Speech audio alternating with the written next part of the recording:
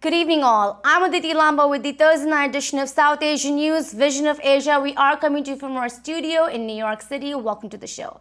Let's begin the episode taking a look at the coronavirus pandemic and its impact. The world has surpassed 214 million cases of COVID-19 with now more than 4 million deaths. Here in the United States, we are at more than 38 million cases of the coronavirus and at least 633,000 deaths. Many states across the country have been seeing surges in COVID-19 cases with an influx of sick patients without access to ICU beds and ventilators. Many states in the South and Midwest are reaching full capacity in their hospitals, with certain states now having to halt elective procedures because of rising hospitalizations. Florida is seeing its worst outbreak since the start of the pandemic. This is all happening while U.S. health regulators are in the process of approving a third COVID-19 shot for adults beginning at least 6 months after full vaccination instead of previously announced 8-month gap. On Afghanistan, there have been at least 2 explosions at the Kabul airport, and explosions have left dozens injured or dead, including U.S. troops. This comes as the U.S. and other countries continue to evacuate their people ahead of August 31st. With this, we have tonight more updates on COVID-19 along with South Asian representation on Broadway. Here are the headlines. Cases in children reach highest levels since 2020. Dr. Aswin Bal, Hackensack Meridian Health. Ohio reports 5,400 new COVID-19 cases. State Senator Neera Antani, District 6, Ohio State Senate. Disney on Broadway returns in September, featuring L. Stevens Taylor and Shobha Narayan, New Amsterdam Theatre, New York City. It's time for a short break on Vision of Asia South Asian News segment. Stay with us. We'll be right back. Welcome back. I'm Aditi Lamba and this is Vision of Asia, Thursday night episode of South Asian News. On coronavirus updates, rising cases in children are concerning experts nationwide as they have been returning to in-person school, creating political debates over mask and vaccine mandates. State of New York will require a mask in public and private schools as the Delta variant continues to spread amongst children. State of Illinois will require masks indoors for everyone, and educators must get shots or face weekly testing of COVID-19. But states such as Florida continues to see argument over children wearing masks in schools, even though the state's largest school districts have been in quarantine. New COVID hospitalization of children have reached their highest levels since the start of the pandemic, and without proper COVID-19 protocols in school, many doctors fear cases in children could get worse with the Delta variant driving these cases. It is even more important now to get children 12 and above vaccinated, and experts are pleading parents to do so. On this and much more, we spoke with Dr. Aswin Bal. Dr. Bal is a pediatric infectious disease specialist at Hackensack Meridian Health in New Jersey. Here is Dr. Bal. Regarding COVID and children, so let's go right into it. My first question to you has to be about this alarming rise of cases in children that we're seeing across the nation. I'm hearing the news that it's at its highest levels that it's been to since the start of the pandemic. How are you looking at this rise in cases in children, and what is the biggest cause of that according to you? Well, in the beginning of the pandemic, there are very few pediatric cases. Because in general, from the studies shown that children less than 10 years of age, less likely to contract COVID infection or become sick. So we have a very few number of pediatric cases. But as you know, since mid-June, there is increased surge of the COVID-19 among US population. And for last, I think this month, there is sudden increase in pediatric cases of COVID-19. And a lot of hospitalization. Yes. It could be, as you know, right now, the emerging Delta variant is the predominant strain, which is much more easy to transmit to the other people. So it's more infectious. That could be one of the reasons.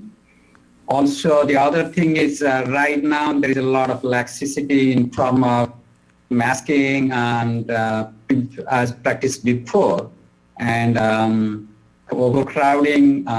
That could be one of the factors for the increased spread of COVID-19, particularly the new variant, which is Delta variant, Right. which is much more easy to transmit to the other people. Yeah, so let me ask you the million-dollar question. Do you think schools that are opening across the country are adding to the spike in cases? What have you seen so far? Well, right now the schools actually on break. So there are few schools open, I think, late summer. And I don't think any of the school in Northeast has opened so far. I think most of the schools will open in September. So I don't know that has any effect. I don't think most schools in this area are not open yet. Right, So but across the country, doctor, schools have been opened, such as in states like Florida, and where a lot of students have to now go into quarantine because there's been a huge exposure of COVID-19. Do you think in those states it's causing a spike going back to school and not wearing a mask and not having a vaccine mandate? You know, when CDC and American Academy of Pediatrics recommended this fall all the students need to go to in-person learning because that's really more effective and that's better for the mental health of the children, it was meant that most people will get vaccines, particularly the adults and anybody more than 12 years of age. Plus, there are many layers of preventive measures taken by the school to prevent transmission in school environment. But there is a whole list of things that schools need to practice to prevent transmission. And there were studies have shown that if you use good ventilation system, maintain social distancing, and universal masking, you can cut down transmission by almost 50%. And that has been studied in many elementary schools in Georgia and other places. But many states have a different rule in terms of masking and mandating masking in school. So that could be the states that are liberal in using like mandating mask in school. That could be a factor right now or will be a factor in future for the schools, those who don't mandate masking, universal masking of the students, teachers, and the staff in the school. Yeah, and it's so important to note that a lot of children are not even eligible to get the vaccine. So wearing a mask is probably the only way of protection. Let's talk about vaccinations in children. My first question to you has to be, do you think we are vaccinating enough children in the country? How are you looking at that? I think we're not vaccinating enough adults. So that's the first thing. I think a lot of parents were anxious and misinformed about the vaccine in pediatric age group. As you know, the Pfizer vaccine is approved for anybody more than 16 years of age. Yeah. But between 12 to 15, it's also approved for emergency use authorization. So it can be used.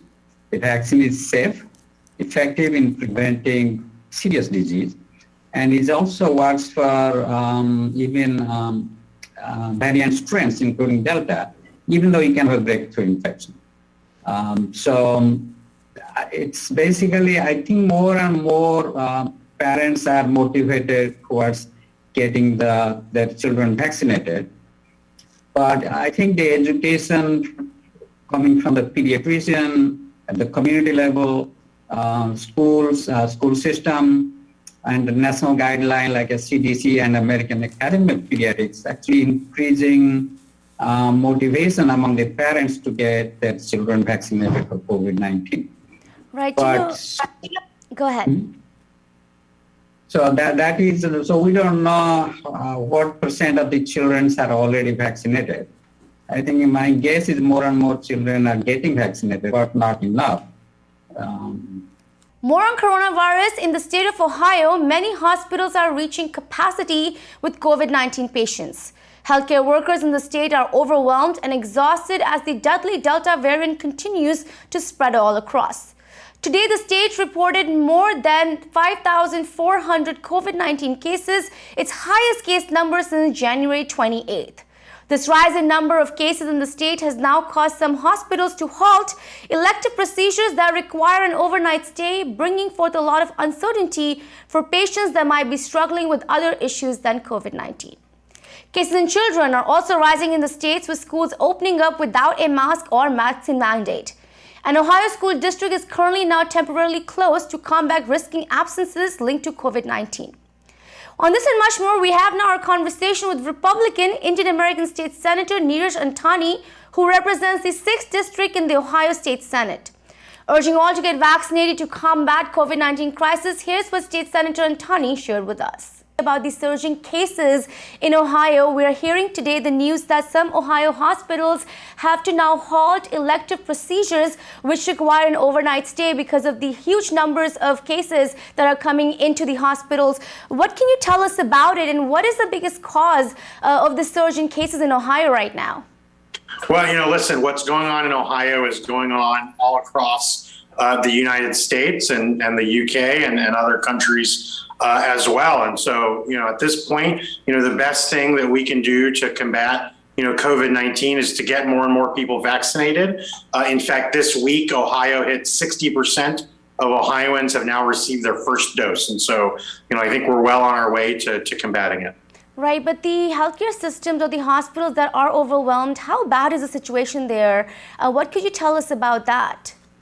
Well, it's certainly not as bad as it was during the peak of COVID in the last 15 months. But, look, I think, again, the best way to combat COVID-19 at this point is to get people vaccinated. Yeah, and it's so important if we, for us to raise that awareness on vaccinations. Let me ask you now a question that's been a question all across the country about schools, about children, about teachers, and what should be done. Since you support getting the vaccines, do you think there should be a vaccine mandate for school staff and teachers in the schools? And also, when you're looking at students, do you think they should be wearing masks?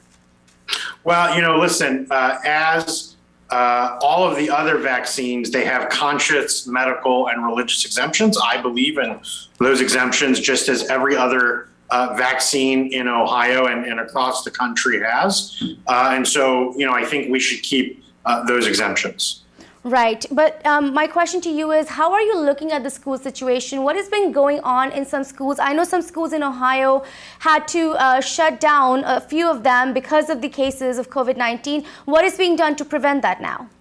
Well, the science actually is that spread at schools is very minimal, just as they are at restaurants. Most of the spread comes from familial gatherings and within families. And so, our schools, our safe transmission among students is actually very low. The younger you are, the less likely, the virus is transmitted. Right. Let's now talk about what's happening in your district in terms of COVID-19. What could you tell us about what's going on in your district and how it's impacting especially the South Asian population? Yeah, I don't think it's impacting the South Asian population more than any other. But right. Look, I think what's happening in my district is, the same thing that's happening across the country is that, there is a little bit of a rebound of cases due to the variant. But again, the best thing that can be done is to get, more and more people vaccinated. Right. Do you also agree with the recommendation of masking indoors and also getting the vaccine as much as possible? Look, I think at this point, if you are going to get the vaccine, you're going to get it. And if you don't, you're at risk. And so, if you are afraid of the risk of getting COVID, then you should get vaccinated. And that's the best alternative. And welcome back. I'm Aditi Lama, and this is Vision of Asia South Asian News segment. In New York City, Disney Theatrical Productions have announced the return of Disney on Broadway, with The Lion King beginning performances on September 14th and Aladdin resuming performances on September 28th. Both companies are welcoming back nearly all of the cast members who were performing when Broadway shut down last March, but there are also some fresh faces making representation count on Disney on Broadway. Recently, at the New Amsterdam Theatre, we had several conversations with cast members of both the musicals, and tonight we present to you L. Steven Taylor, who plays Mufasa in The Lion King, and Shobha Narayan, who plays Princess Jasmine in Aladdin. Shobha Narayan is the first South Asian American to have been cast in the role of Princess Jasmine and is super excited to bring much needed attention on South Asian American artists on Broadway and their representation. Saying we finally made it, Shobha Narayan spoke directly to the community on ITV Gold. Here's a conversation featuring Shobha Narayan and L. Steven Taylor.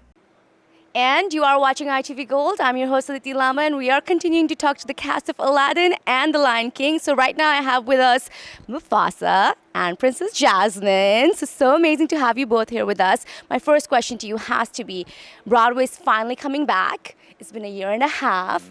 Performers have been out of work. It's been really difficult for the industry. How are you guys feeling, and what are you looking forward to the most at your first production, as the first show? What are you looking forward to seeing with your audience?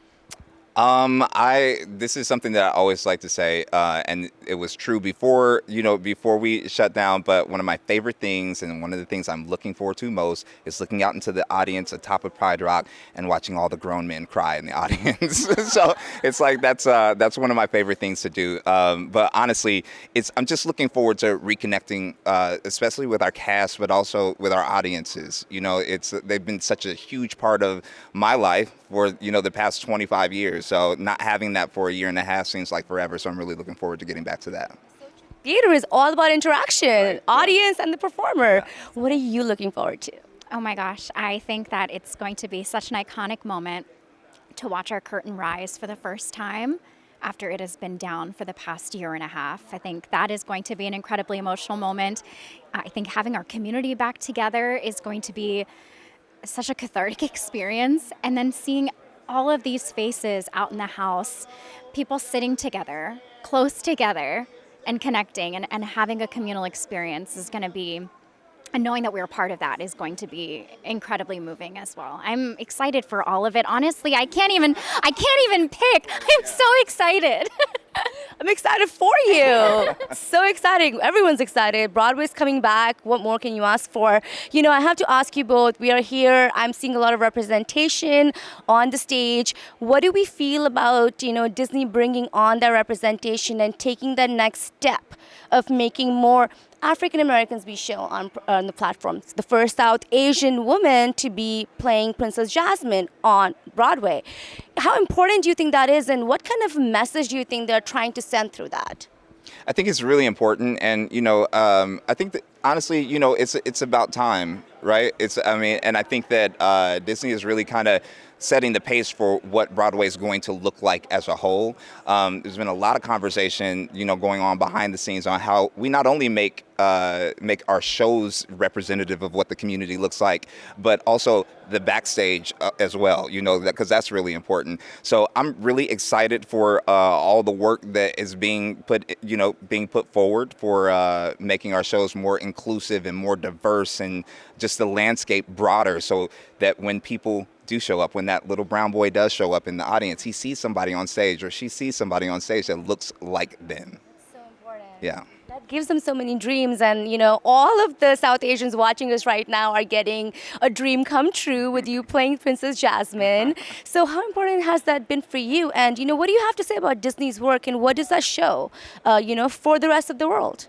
Definitely. Princess Jasmine was, I'm sure you can relate. She was all we had growing up. Truly, there were no other characters, acting on television. That it was a fictional character, and she became. It became my role model. I'm sure it became your role model as well. And so to be able to step into this role at this time in particular, and be that role model for hopefully the next generation, just means the world to me. And I am so incredibly proud of Disney Theatrical for bringing more diverse faces into these productions, and I think it's really going to set the tone for the future of Broadway. I hope so, because we love seeing representation everywhere. My next question to you has to be about your characters. I would love to know what has been the most difficult aspect of your character to capture, on the stage. What gives you what makes you sleep less at nights because you're worrying about what's going to happen on the stage with that?